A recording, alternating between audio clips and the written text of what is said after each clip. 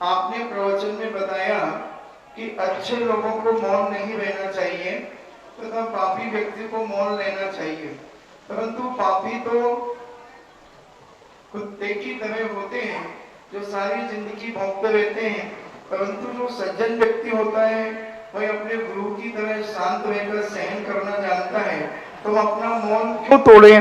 मेरी जिज्ञासा है। ये नीति है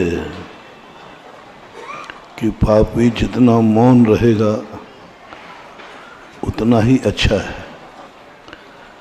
पापी जितना सोएगा उतना ही अच्छा है, पुण्यात्मा जितना बोलेगा उतना ही अच्छा है, क्योंकि उसके मुख से अच्छी बात निकलेगी।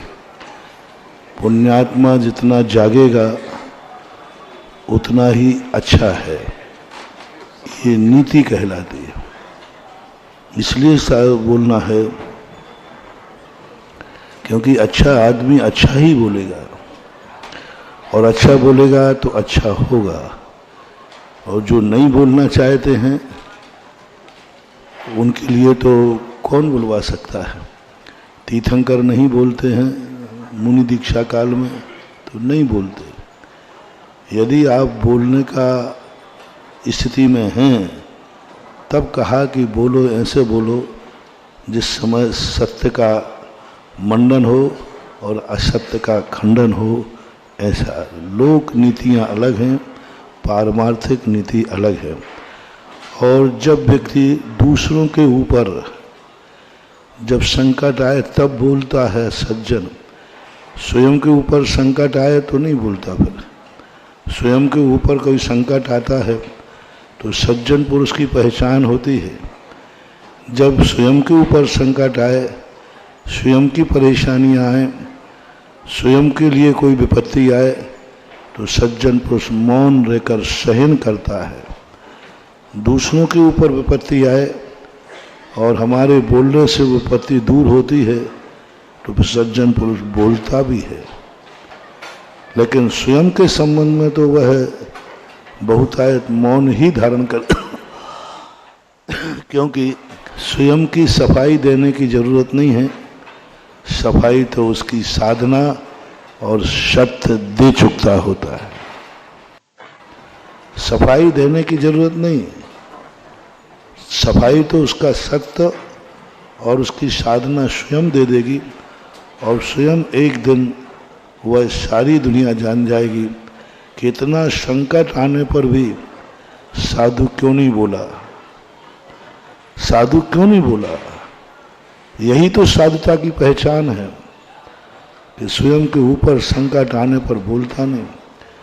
शेर सुदर्शन के ऊपर जब अपवाद हुआ, राजा ने कहा तुम्हें अपनी सफाई में कुछ कहना है? कुछ नहीं बोले। बहुत भयंकर अपवाद हुआ था, बहुत भयंकर अपवाद, और इतना बड़ा अपवाद जो 100% झूठा था। 100% झूठा, 99 नहीं।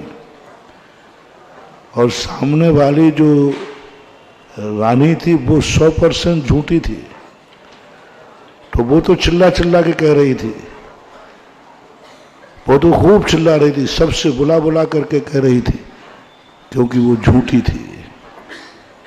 थोता चना बाजे घना, जो थोता होता है ना वो ज्यादा बाजता है, तो चिल्ला चिल्ला कर रही थी मेरे साथ ऐसा हुआ, मेरे साथ, क्योंकि वो झूठी थी।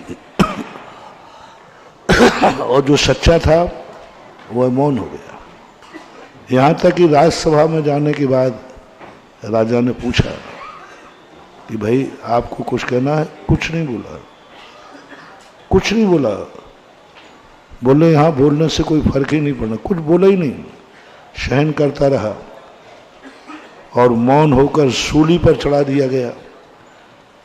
अंत पर सूली लगने के बाद उसके मौन का चमत्कार हुआ कि सूली सिंहासन बन गए। अपने हुए आए हुए संकट पर जितना तुम मौन रहोगे उतना चमत्कार होगा, अतिशय होगा। अंत में सजा बोली गई थी, शेर सुदर्शन को सूली पे चढ़ा दिया जाए। शेर सुदर्शन का तो सिंहासन बन गया और उस रानी को सूली पर चढ़ा दिया गया, ऐसा होता है। इसलिए नीति और सिद्धांत को समझना चाहिए।